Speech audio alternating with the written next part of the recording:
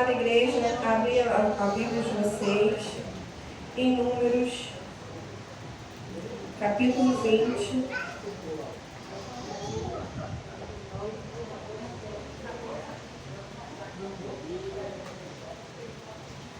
Versículo 8. Números, capítulo 20, versículo 8, amém? Amém.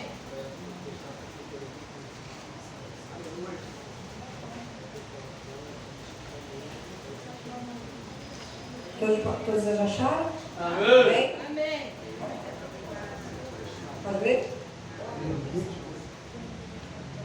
Toma a vara e junta a congregação, tu e Arão, teu irmão, e falei com a rocha perante os olhos deles.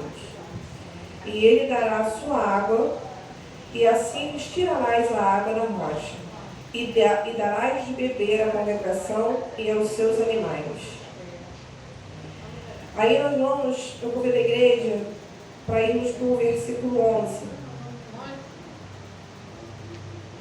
Então, ele levou Moisés a sua vara e feriu a rocha.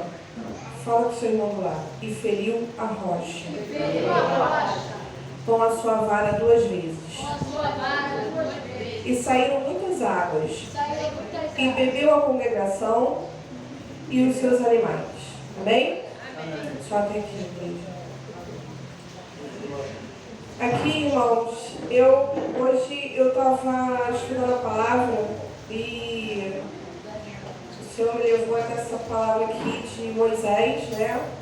Quando Moisés estava com a sua congregação no deserto, passando pelas suas diversidades.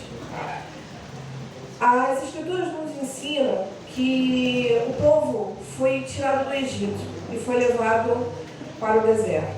E ali passaram-se muitas provações, muitas dificuldades. E o povo não estava preparado para isso. O Senhor tinha uma promessa para o povo, mas o povo não estava preparado para isso. O Senhor levantou um líder que era Moisés, um homem capacitado pela vontade do Senhor. Mas a congregação, que era o povo de Israel, ela não estava preparada para as bênçãos que Deus queria pôr na mão delas.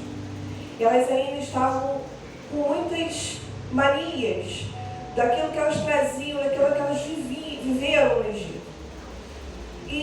Mas mesmo assim, com todas as dificuldades do povo entender a promessa de Deus na vida deles, o Senhor não deixou de cuidar, porque a promessa foi dada. Aqui foi falado, o Senhor está aqui na casa. O Senhor está falando o tempo todo de promessa, o Senhor está falando o tempo todo de bênção, através dos louvores, através das oportunidades. E a palavra que o Senhor me deu no coração foi sobre isso também. E o Senhor tinha uma promessa, que era levar o povo para a terra prometida. A terra que manava mel. E o povo não estava preparado para isso. Porém, o Senhor derramou aquela bênção, queria derramar a bênção sobre aquele povo. E levou toda aquela população a andar no deserto. E em nenhum momento o Senhor deixou de cuidar daquele povo. Eles andaram 40 anos no deserto, as suas vestes não se desfizeram, as suas sandálias não se acabaram. Durante a noite, ele colocava uma coluna de fogo para proteger o povo do frio, porque o deserto à noite é muito frio. E durante o dia, ele botava uma nuvem para que eles não ficassem fadigados pelo calor, porque o deserto de dia é muito quente. E mesmo com todos esses cuidados que o Senhor tinha com o povo, por maior que fosse a graça do Senhor sobre a vida deles, por maior que fosse um milagre sobre a vida deles, qualquer obstáculo que eles tinham uma facilidade de murmurar. Porque eles ainda não estavam olhando para o óbvio. Eles ainda não estavam preparados para olhar aquilo que era o sobrenatural sobre a vida deles. E isso eu me encaixei nisso, nessa passagem. Porque antes de eu me converter, o Senhor lhe derramava bênçãos sobre a minha vida.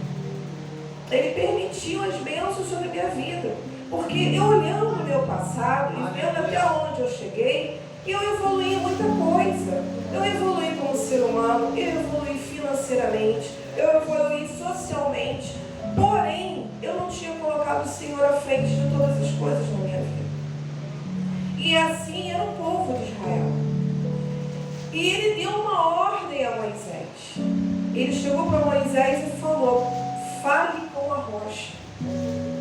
Só que no meio do caminho que ele recebeu essa determinada ordem do Senhor para Moisés, no meio daquele caminho, ele encontrou com o povo. E ele deixou o coração dele ser turvado. Porque o povo estava reclamando com Moisés. Foi para isso que você me trouxeste aqui. Foi para morrer de sede no deserto. As reclamações, as lamúrias, as indagações a Moisés deixaram ele nervoso. Deixaram ele turvou o coração dele com tantas reclamações no ouvido dele. Ele acabou se desligando do que o Senhor mandou, ordenou, e acabou sendo corrompido pelo coração dele, porque ele se irou. Ele tanto se irou, porque a palavra de Deus diz aqui que ele não falou com a rocha, ele bateu na rocha. E quando ele bateu na rocha, ele transferiu a glória do Senhor, a atenção que o povo tinha que dar para a glória do Senhor para ele. Porque no fato que ele não tocou a rocha, ele tirou a atenção do povo de Israel quando ele bateu na rocha. Então, nós temos uma dificuldade muito grande de entender os propósitos do Senhor. Nós temos uma dificuldade muito grande de interpretar o que Ele quer para a nossa vida. Nós temos que querer interpretar, nós temos que confiar. E é justamente o que a gente não costuma fazer. A gente quer entender. E naquele momento que Moisés bateu na rocha, eu acredito que algumas pessoas acharam que ele possa ter machucado a rocha e por isso pode ter havido uma fenda na rocha, aquela água ter saído dali. Só que eu fui pesquisar, eu fui estudar, eu fui olhar a geologia, meu Deus, eu fui olhar a formação rochosa, eu fui entender se existe a possibilidade. Se tem uma rocha, algum tipo de rocha na terra que tenha condição dela armazenar água e com uma fissura ser aberta uma fonte de água. Não existe. Em nenhum lugar da face da terra existe uma rocha dessa forma. Então, na cabeça das pessoas, eu poderia ter interpretado isso. Só que o Senhor ele não queria falar sobre isso. Ele queria dizer que ele estava querendo alimentar eles para matar a sede, não a carnal, mas sim a espiritual.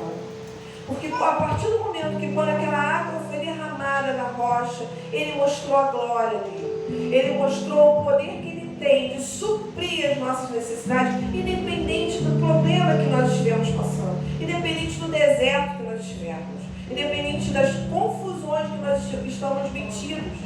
Não só, às vezes, no trabalho, frustrações em casa, frustrações com os filhos, no casamento, frustração financeira, independente do problema, depressão. Porque hoje uma das maiores doenças que atinge a humanidade é a depressão. É uma doença silenciosa.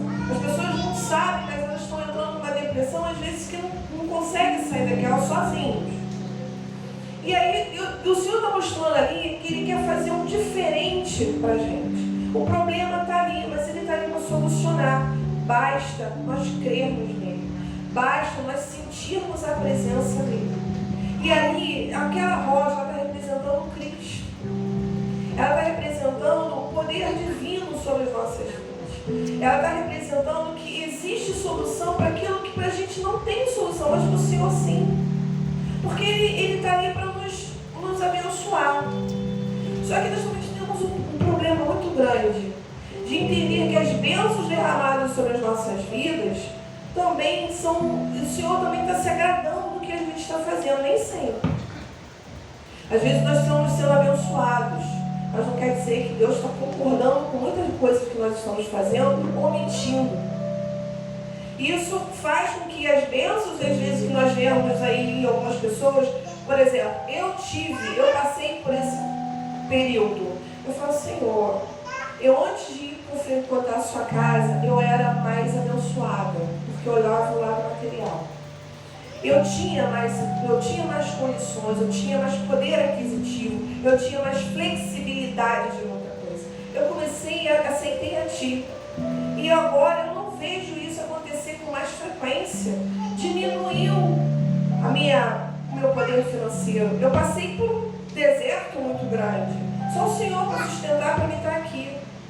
Para eu não entrar numa depressão, para eu não desacreditar sustentar no Senhor. Foi Ele que nos sustentou a todo momento. E aí, quando a gente começa a ver essa situação passar por nossas vidas, é porque eu entendi que Ele estava me abençoando, mas Ele não estava se agradando daquele comportamento que eu estava tendo. Então Ele permitiu que eu olhasse para dentro de mim e tirasse de mim aquilo que Ele não se agradava. Que uma das coisas que eu me arrependo e falo e continuo falando sempre, que eu colocava o dinheiro em primeiro plano. Eu sempre falo isso, porque é uma verdade minha. O dinheiro para mim era o primeiro plano. O meu poder aquisitivo, o meu status financeiro para mim era o meu primeiro plano. Eu não me preocupava em agradar o Senhor. Não era um homem, mas agradar o Senhor, a vontade do Senhor na minha vida. E por várias, inúmeras vezes, o Senhor sempre mandava, de alguma forma, eu entendi que Ele queria estar comigo, mas eu rejeitava. E às vezes a gente vê que muitas das vezes a gente está na igreja, está congregando, está buscando, está orando, está participando, e a nossa vida ainda não tomou um rumo do jeito que nós gostaríamos que estivesse. Mas é no tempo dele. Não é o nosso tempo, porque a gente não recebe a bênção antes de estarmos preparados, porque Ele não quer nos perder, Ele quer nos ganhar, Ele quer nos ganhar para Ele, e quando Ele nos ganha para Ele, isso é consequência, a gente passa a ser um canal de falarmos dele para outros e ganharmos outros para Ele, porque isso é o que o Senhor quer de nós. Ele não quer que nós sejamos prósperos na terra financeiramente, mas quer que nós sejamos prósperos na terra espiritualmente. A parte material é uma consequência. Ela passa a ser agregada à nossa vida porque ela vai nos ajudar a falar cada vez mais dele, propagar cada vez mais sobre ele e com certeza e com testemunho vivido, não só com palavras, porque eu sempre falo isso, é uma verdade, irmãos. O nosso comportamento, o nosso falar, o nosso agir, o nosso pensar, o nosso interpretar na presença de outras pessoas que não estão na presença do Senhor, ela causa muitos efeitos. Porque nós somos vistos e apontados, nós somos observados. Como foi dito aqui, nossa vida é um livro que tem que ser lido. A nossa vida é uma referência. As pessoas lembram de histórias do passado que nós estamos envolvidos e acabam comparando como era aquela pessoa antes de Jesus e pós-Jesus. Como ela se comportava antes de conhecer a verdade e depois que ela conheceu a verdade. Se ela realmente se converteu ou se ela está fingindo ser convertida. E como ela se converteu, ela ganha almas. Ela ajuda pessoas a encontrarem o caminho. Não que elas são a solução, mas elas são instrumentos do Senhor. E isso é muito lindo, porque o Senhor Ele quer nos usar o tempo todo. Basta nós querermos. E aí, existem algumas frases que eu falo que são frases já montadas, mas eu pago o preço. Eu pago o preço, mas pagamos o preço de qualquer jeito. Quando nós somos usados e quando nós não deixamos ser usados. Porque quando nós somos usados, o inimigo se levanta para nos parar. E quando nós não deixamos ser usados, nós pagamos o preço. Em alguma a gente tem alguma perda. A gente passa alguma situação que a gente se arrepende depois, porque a gente entende que a gente não deixou o Senhor nos usar. E aí o Senhor começa a deixar coisas acontecer para que a gente possa entender que nós temos que servir a Ele a qualquer momento. Dependente de qualquer circunstância. Porque não depende de nós. Nós é que dependemos dele. Nós temos uma mania de achar que do Senhor depende de nós e não depende de nós para nada. Nós é que dependemos dele 24 horas. É um livramento que ele nos dá. É uma palavra que às vezes a gente escuta e a gente não se sente ameaçado por aquela palavra. A gente não se sente deprimido com aquela palavra, porque isso aconteceu comigo. Uma vez eu recebi uma palavra que me deixou setada. E eu até então não sabia, porque eu não era cristã. Naquele dia eu cheguei na minha casa e eu entrou numa depressão profunda. Eu sabia, eu senti, porque a gente se conhece, a gente sabe dos nossos limites. Eu estava no alto do meu limite. E naquele dia o Senhor ainda permitiu ver uma pessoa falar dele para mim. Porque porque ele sabia que se ele falasse, alguém falasse dele para mim, eu não iria cair naquela depressão profunda. Então eu entendi que eu dependia dele, somente dele. Porque até então eu achava que eram as minhas forças, a minha capacidade, a minha inteligência, que dependia de mim, e não era. E quando o Senhor fala aqui com Moisés para ele falar com a pedra, com a rocha, e no meio do caminho Moisés, ele se turva o coração dele, e ele conta com o povo, e o povo começa a se lamentar, começa a cobrar, começa a imprensar Moisés. Moisés, como vai ser? Pô, até agora eu não estou vendo nada. Comiam maná no deserto, não viu nada. Maná era um alimento espiritual. Eu só recebia o espiritual quem queria receber o espiritual. O Senhor estava dando. As pessoas estavam comendo, mas elas não estavam entendendo que era mais do que aquilo ali. Era além daquilo ali. Só que as pessoas não estavam preparadas. Só que o Senhor, mesmo assim, o Senhor permitiu que a água fosse derramada pela rocha. Ele permitiu que toda a congregação fosse servida pelaquela água. Ele permitiu que até os animais tomassem e bebessem daquela água. A bênção ele derramou. Mas logo depois, o Senhor foi lá e repreendeu, deu uma penalidade. Que logo em seguida, no capítulo 12, o Senhor disse a Moisés e a Arão: porquanto não creste em mim, para me santificar diante dos filhos de Israel, por isso não colocareis esta congregação na terra que lhes tem dado. Ali o Senhor falou: olha, eu deixei a bênção ser derramada. Vocês não saem saciados da sede que vocês reclamaram. Porém, a minha promessa não vai ser cumprida porque o coração de vocês está turvado. E ali o Senhor mostrou, e isso aconteceu. Aquela geração não entrou na terra prometida. Teve que vir uma nova geração, um novo pensamento, uma nova criação, um novo comportamento, para entender que aquela promessa que Deus deu para os antepassados dele, que eles poderiam receber, porque ali eles estavam sendo preparados. Como é o caso das crianças que vêm na igreja. Como o senhor acabou de falar. Que as crianças que vêm na escola bíblica dominical, elas estão ali, um pequeno lanche que está sendo dado, elas estão sendo preparadas para a obra do Senhor.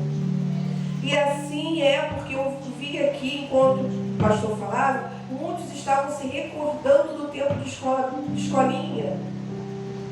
Eu não participei, mas teve gente que participou. Isso são promessas.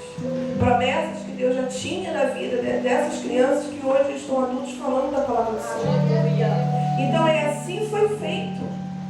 Aquelas crianças que começaram a ouvir as histórias, porque as histórias eram contadas no arraial, na congregação, para aquelas crianças daquela nova geração. Então elas estavam sendo preparadas para o melhor que Deus tinha que dar. Porque os pais não estavam. E ali eu comecei a analisar dentro de mim, porque esse é o efeito da palavra do Senhor. Nós não autoanalisarmos, a gente não tem que olhar para o lado, a gente não tem que olhar para o irmão, nós temos que olhar para nós mesmos, aonde nós estamos errando ainda, qual é o empecilho que dá de eu beber essa água que o Senhor quer dar para mim, aonde eu ainda não me esvaziei para que eu possa ser enchida pelo Espírito Santo dele. Qual é ainda o pecado que eu tenho que largar, o pecado que eu tenho que tirar de dentro de mim. Nós somos pecadores, irmãos, nós não vamos ser perfeitos nunca. Nós podemos melhorar, isso podemos. Nós podemos sim diminuir o nosso fardo, nós podemos sim melhorar a nossa intimidade com o Senhor. Como? Buscando Ele, orando Ele, aprendendo sobre Ele, reconhecendo Ele em tudo, em todas as coisas.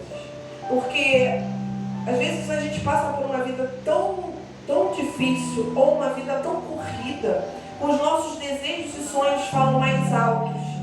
Às vezes a vontade de seguir uma carreira, de se preparar para ter uma carreira futura, mas de repente não é isso que o Senhor quer para nós. Porque Ele sabe que de repente aquilo que a gente almeja vai nos afastar da presença dEle. E Ele vai fazer de tudo para não permitir. Mas nós somos teimosos, nós não temos um ouvido aguçado para entender o que Ele quer dizer, e a gente continua insistindo naquilo que é o nosso desejo. Quando a gente começa a entender que não é o nosso desejo, mas é o dele, que não é fácil, mas também não é impossível, as coisas começam as bênçãos começam a aparecer de uma forma sobrenatural e inexplicável. Eu tenho, todos sabem que eu tenho um trabalho, né, um lugar da igreja, um trabalho secular que me sustenta. E às vezes tem situações lá no meu trabalho que eu fico olhando o meu antes e o meu depois de encontro com Cristo. Eu faço essa comparação mesmo, irmão. Às vezes eu paro ali, eu fico olhando as diversidades, os problemas, as lutas que são diárias e contínuas. Mas mesmo assim eu comparo o meu antes e o depois. Às vezes hoje eu passei por um período, foram fases. A primeira fase, eu falo que foi a fase do encantamento. Eu entrei ali e eu fui muito abençoada, de verdade.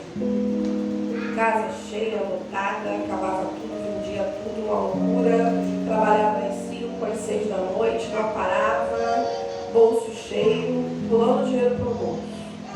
Ok.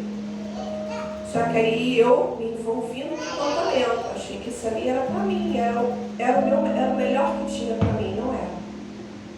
Aí eu passei por uma segunda etapa, que isso tudo acabou. O Senhor permitiu tirar de mim, mas Ele me sustentou. E irmãos, eu vou falar uma coisa para vocês, eu tentei tantas vezes sair daquele trabalho, vocês não têm noção. Todas as vezes que eu tentava sair, até pouco tempo eu tentei sair, o Senhor não permitia. Eu falei, não é possível. E aí foi quando eu tive um encontro com o Senhor. E aí a minha fonte secou, mas Ele não permitiu que eu caísse. Ele me sustentou de uma maneira sobrenatural. Porque as pessoas que que trabalham comigo hoje e que já trabalharam comigo no passado, sabem que ali é uma correria absurda. Ali a gente tem uma correria na produção e depois que a loja abre, a gente tem que atender pessoas. E atender pessoas, você atende todos os tipos de pessoas, com todos os tipos de problemas. Às vezes a pessoa saiu chateada e desconta na gente ali. E você tem que ter um equilíbrio emocional para não sair da graça. E eu não tinha esse preparo, porque eu não era cristã. Então, às vezes eu me sentia atacada. Às vezes eu não atacava a pessoa, mas às vezes eu atacava. E eu estava perdendo o controle. E eu tentei sair porque eu estava sentindo que eu estava adoecendo. Mas o Senhor não permitiu assim. Ele fez eu ter primeiro encontro com Ele. Aí quando eu tive um encontro com Ele, eu comecei a repensar tudo que eu estava fazendo, estava passando, todas as situações. Eu falei, Senhor, não é possível, eu não estou entendendo nada. Mas não é para você entender. É para você fazer. Ok? Continuo sem entender, mas vamos lá.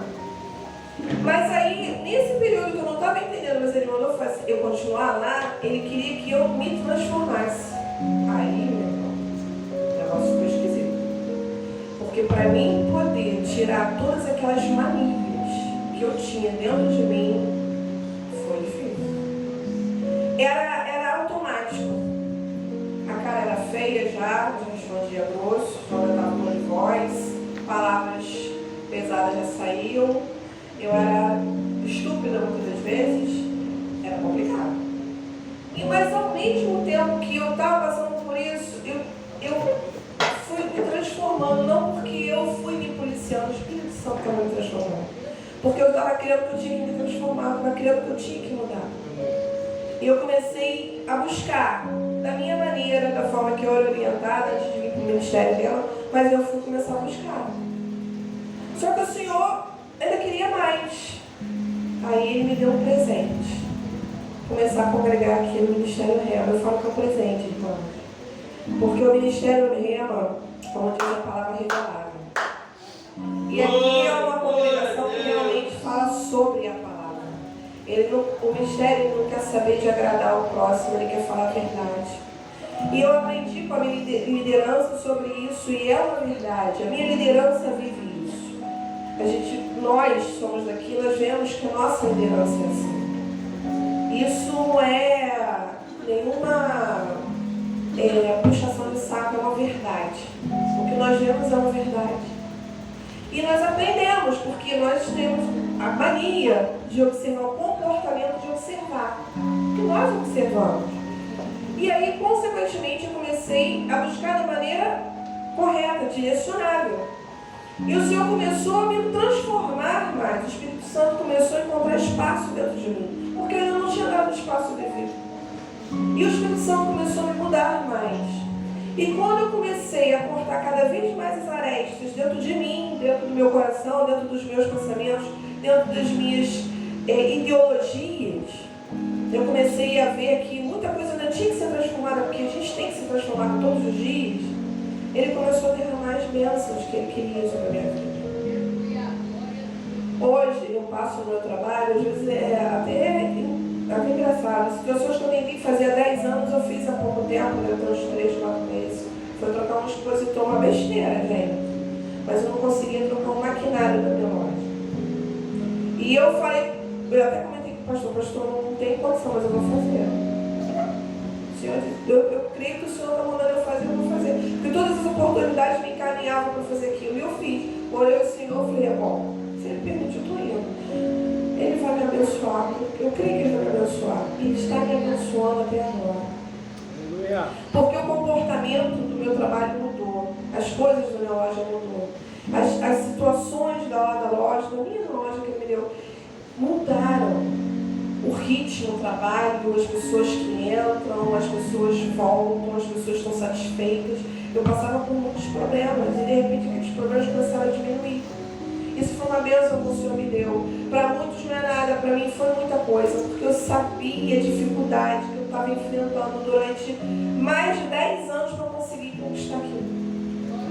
Irmãos, foram 10 anos tentando conquistar um equipamento. Besteira não é besteira não, porque todas as vezes que eu tentava trocar aquilo ali, tinha vários empecilhos.